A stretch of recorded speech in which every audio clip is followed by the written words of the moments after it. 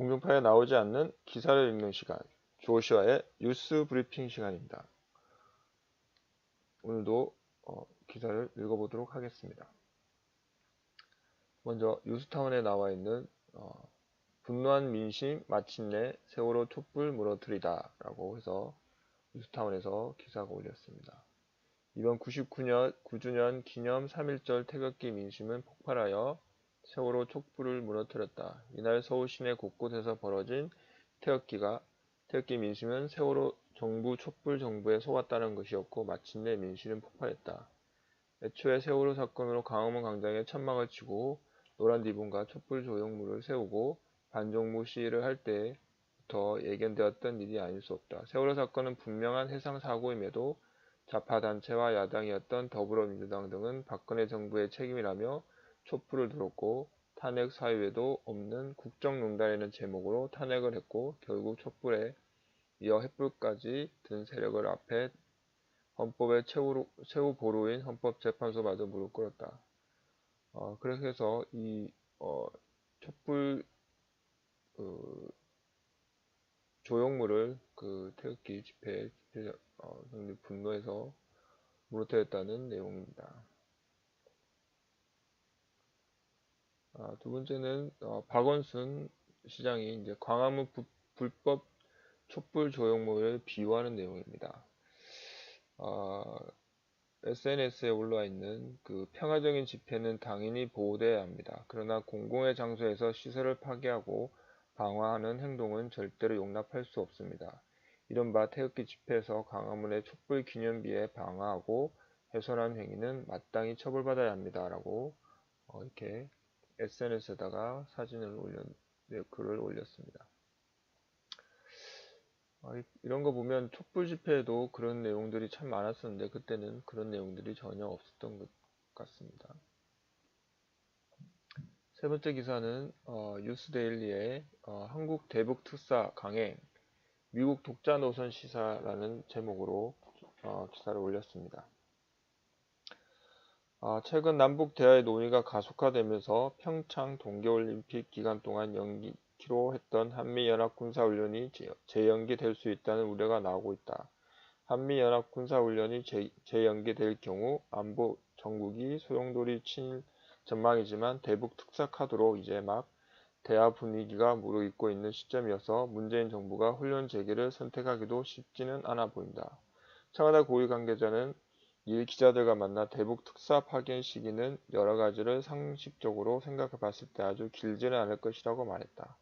이 관계자는 대북 특사의 결과에 한미연합 훈련의 재개 여부가 영향을 받을지는 전혀 알 수 없다며 대화의 모멘텀을 살리는 차원에서 특사의 답방을 보내겠다는 말씀을 대통령이 하신 것이라고 했다. 문재인 정부는 최근 대북 특사 카드까지 꺼내들며 북한과의 대화에 속도를 내고 있다. 문재인 대통령은 지난 2일 도널드 트럼프 미국 대통령과의 통화 도중 북한 고위급 대표단 방한 때 논의했던 내용을 확인하기 위해 북한 김여정 특사의 답방 형식으로 대북 특사를 조만간 파견할 계획이라고 밝혔다.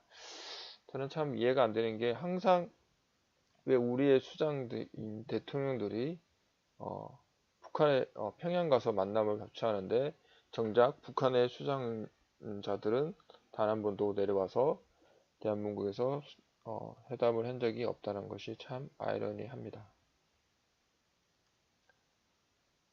네 번째는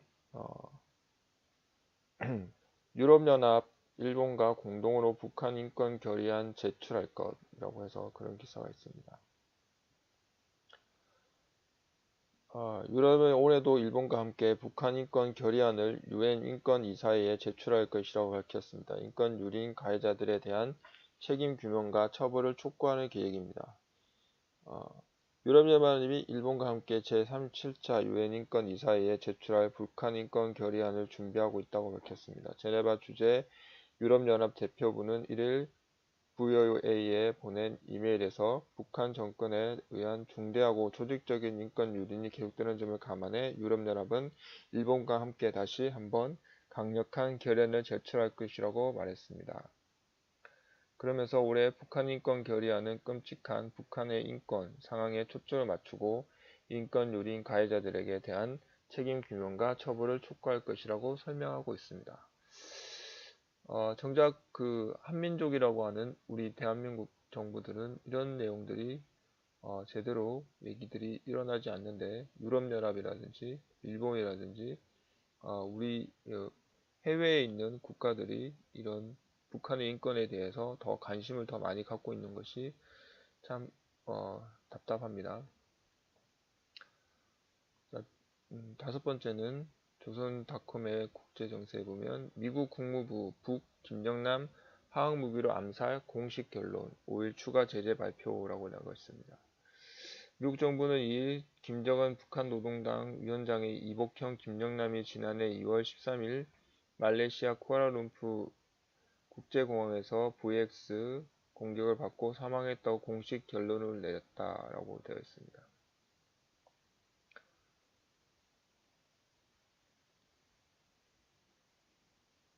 동아닷컴에서는 시리아군 화학무기 공격 때 북한제 방사포 사용이라는 제목이 올라와 있습니다. 시리아가 민간인에 대한 화학무기 공격에 사용하는 방사포는 북한이 연평도를 폭격했던 방사포와 같은 종류라고 미국의 소리가 3일 보도했습니다. 방송은 미국 국방정보국 정보분석관을 지낸 브루스 벡톨 엔젤로 주립대 교수를 인용해 이같이 전했다. 벡톨 교수는 북한과 시리아 간 군사협력은 전혀 새롭지 않다며 과거 시리아 화학무기 시설에서 발생한 사고로 북한인들이 숨진 적이 있다고 지적했습니다. 시리아군의 화학무기 제조에는 북한산 물자가 쓰였다는 의혹에 관해 벡톨 교수는 북한이 늦어도 1990년대부터 시리아에 화학무기 프로그램을 지원했다고 설명하고 있습니다. 이런 내용들이 또 북한과 시리아가 또 연관되어 있는, 그래서 지금 중동이 또 한반도의 전쟁의 위기도 위기지만 중동에도 전쟁의 위기가 감돌고 있습니다.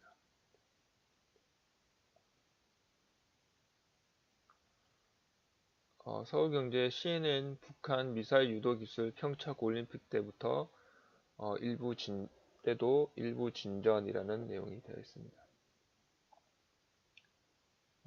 북한의 특정 목표물 타격을 위한 미사일 유도 기술이 평창 동계올림픽쯤에도 일부 진전을 이뤘다고 보도했다. CNN은 미 정복 당국의 북핵 평가에 정통한 정보 관리를 인용해 한반도 긴장이 비교적 완화한 평창 올림픽쯤에도 이 같은 기술 진전이 이루어졌다고 전했다. 보도에 따르면 미 정복 당국은 북한이 마지막으로 대륙간 탄도미사일을 발사한 지난해 11월 이후 북한의 핵미사일 기술이 얼마나 향상했는지 파악하려는 취지에서 이러한 평가 분석을 했다. 미국은 북한이 언제쯤 미국을 직접 위협할 수 있을지 주시하고 있으며 북한에 맞서 무력을 사용할지에 대한 것은 도널드 트럼프 미국 대통령이 내려야 할 정치적 결정이라고 CNN이 인용한 관리를 설명했다. 앞서 마이크 폼베오 미국 중앙정부 국장은 지난 1월 23일 미 싱크탱크 미국 기업 연구소 강연에서 북한이 몇 개월 뒤면 미국을 핵 공격할 수 있는 역량을 갖출 것으로 전망한 바 있다라고 얘기하고 있습니다.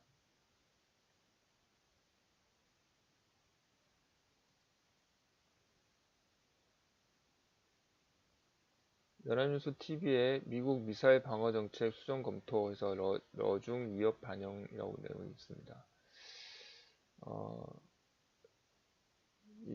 이건 잠깐 동영상을 보도록 하겠습니다. 미 국방부가 푸틴 러시아 대통령의 갑작스러운 핵무기 과시 등과 맞물려 미사일 방어 정책의 수정을 검토하는 것으로 알려졌습니다.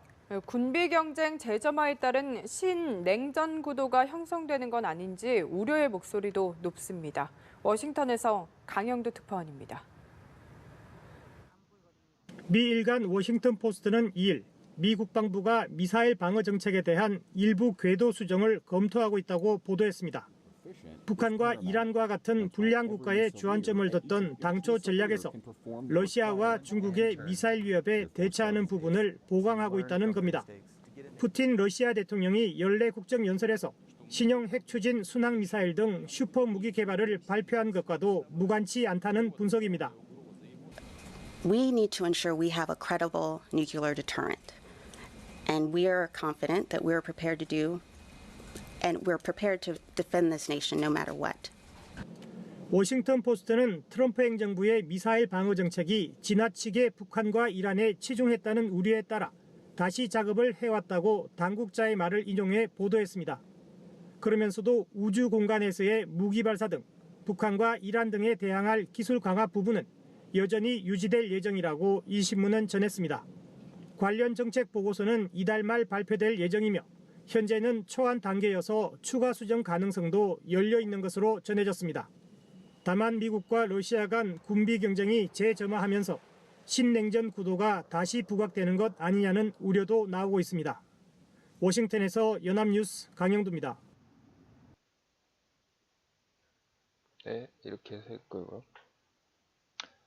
자, 유튜브에 주한미군 철수하면 대한민국은 끝이다라는 그런 내용으로 김필재 TV에서 그런 내용들이 올라와 있습니다. 이 내용들은 한번 짤막하게 For the thousands of silent lips, forever stilled among the jungles and the beaches and in the deep waters of the Pacific, to take up the challenge of that future which they did so much to salvage from the brink of disaster.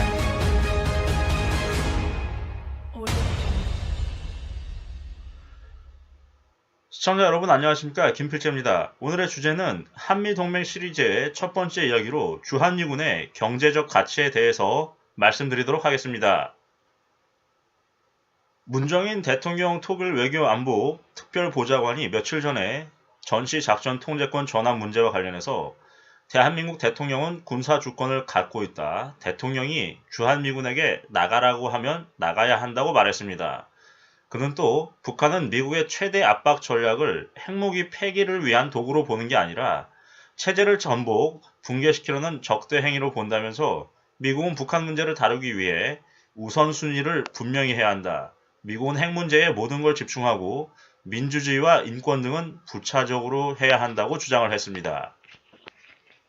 본론으로 들어가기 전에 제가 팩트만 말씀을 드리면 문정인 씨의 아들 같은 경우에는 1998년도에 미국 시민권을 획득해서 이미 대한민국 국적이 자동 상실되어 있는 상태입니다. 문정인 씨는 가만히 잘 있는 주한미군에게 나가라고 하는데 그 미군의 가치가 어느 정도인지 자세히 알아보도록 하겠습니다.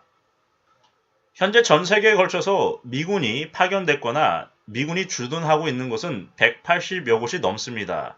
이 가운데 가장 많은 미군 병력이 주둔하고 있는 지역은 이라크를 제외하고 독일과 일본, 한국입니다. 그동안 미국이 군대를 보내 싸우고 지켜준 나라는 수없이 많습니다. 이들 국가 중에 미국이 지켜준 덕분에 자유민주주의를 세우고 경제를 부흥하는 데 성공한 국가는 우리 대한민국이 유일합니다. 독일과 일본의 경우는 2차 세계대전을 일으켰던 당사국이자 패전국이기 때문에 우리와는 사정이 전혀 다르다고 볼 수가 있겠습니다. 필리핀의 경우 미국에 의해 민주주의는 세워졌는데 한때 가능성을 보이던 경제가 추락한 케이스입니다. 실제로 필리핀은 거센 반미 시위로 지난 1992년 미군 기지 전면 철수 이후에 3년에 걸친 장기 불황에 빠져서 GDP 성장률이 마이너스대로 정체됐고 외국인 직접 투자가 절반 가까이 급감했었습니다. 또 반군 테러와 전국 불안으로 상당수의 해외 투자 기업들이 빠져나가서 경기 침체가 계속됐고 결국 2001년도 말에 미군의 재주둔을 요청을 하기도 했습니다.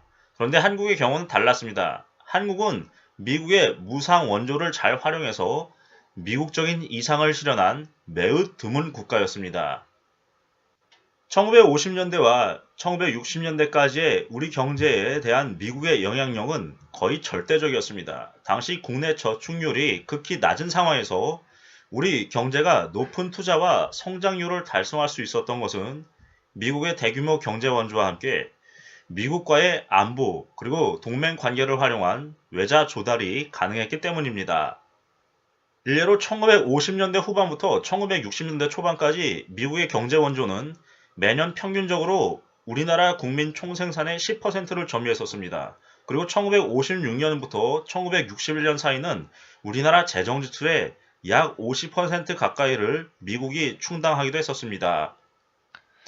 자, 이렇게 보면 주한미군이 우리한테 얼마나 경제적으로, 안보적으로 든든한 지원을 하고 있는지를 알 수가 있습니다.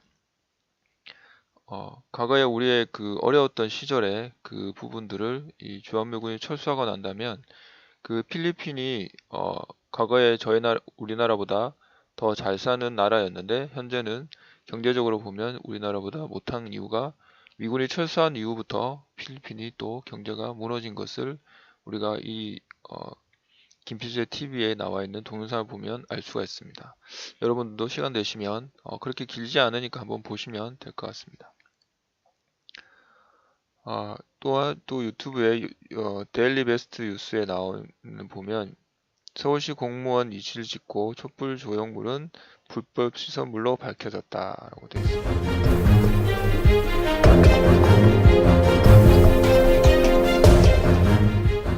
3월 3일 토요일 데일리 베스트 아침 헤드라인 뉴스를 알려드립니다.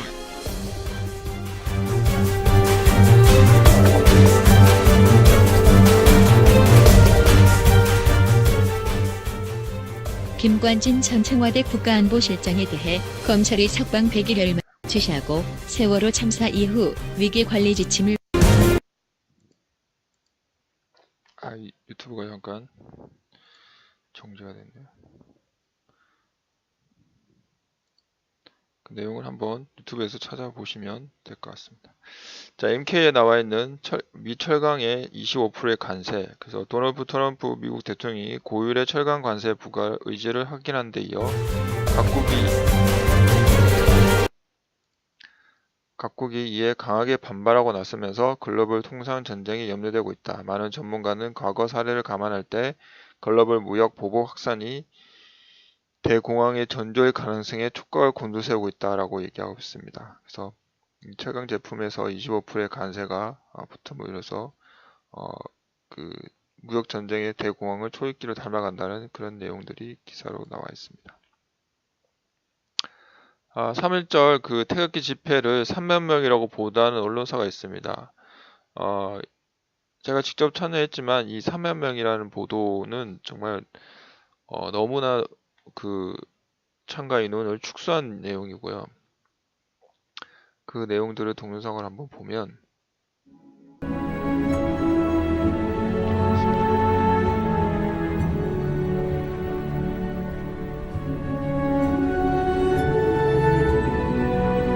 서울역에서 강화문까지 쭉 이루어진 인파입니다.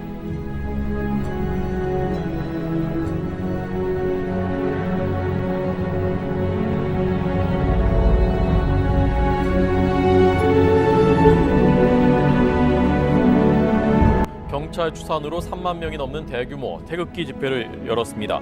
경찰 추산으로 3만 명이 넘는 대규모 태극기 집회를 열었습니다.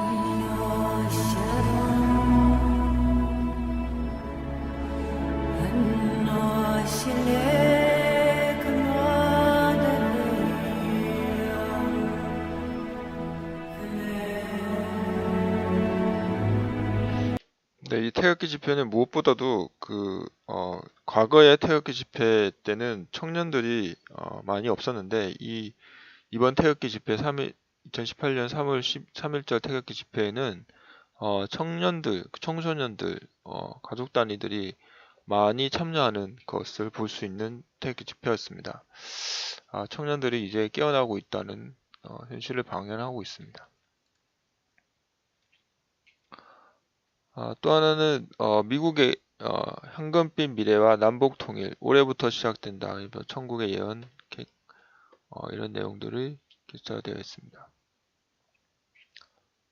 간단하게. You were one of only 3 or 4 people that I could just put my finger on and say, these people knew long ahead of time exactly who would be elected president.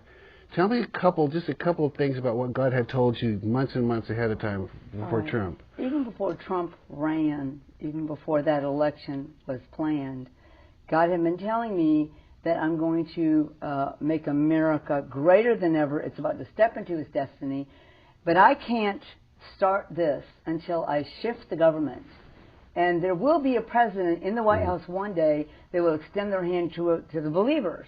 So I knew that was coming. And when he told me that, he called me up to heaven literally months and months and months before, and he said, I've chosen Trump. And people won't like it, and they won't understand it, but that doesn't matter right now because I'm going to change America, and I need him. He's an all-American boy that is all for America, and he is. 네, 이런적인 천국의 예언을 했던 내용들을 한번 봤습니다.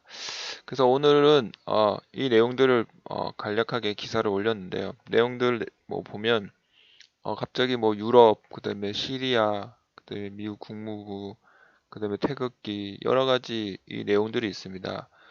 이제는 단순히 국내에 있는 국한된 시각을 보지 말고 지금 한반도의 정세가 세계에서도 지금 많은 관심을 초점을 갖고 있는 부분이기 때문에 세계에서도 일어나는 일들을 눈을 열어서 좀 볼 수 있도록 여러분들 모두가 같이 함께 보시고 그 눈들이 열려서 정말 진정한 자유국방을 위해서 이 대한민국을 위해서 헌신하는 분들이 한 명씩 한 명씩 나타나고 나중에는 이 자유대한민국이 진정한 자유대한민국이 될 수 있게끔 모두가 합심할 수 있는 시간들이 되기를 원합니다. 자, 항상 마지막에 하는 멘트입니다. 내가 이스라엘 가운데 7,000명을 남기리니 다 바알에게 무릎 꿇지 아니하고 성경에 나와 있는 말씀입니다. 우리도 자유대한민국이 사회주의, 공산주의에 무릎 꿇지 않고 한 분 한 분이 자유대한민국을 위해서 모두가 협심하여 협력해서 그 자유대한민국을 이룰 수 있게끔 모두가 지금은 힘들지만 하나가 된다면 이 자유대한민국을 지킬 수 있지 않을까라는 생각을 듭니다.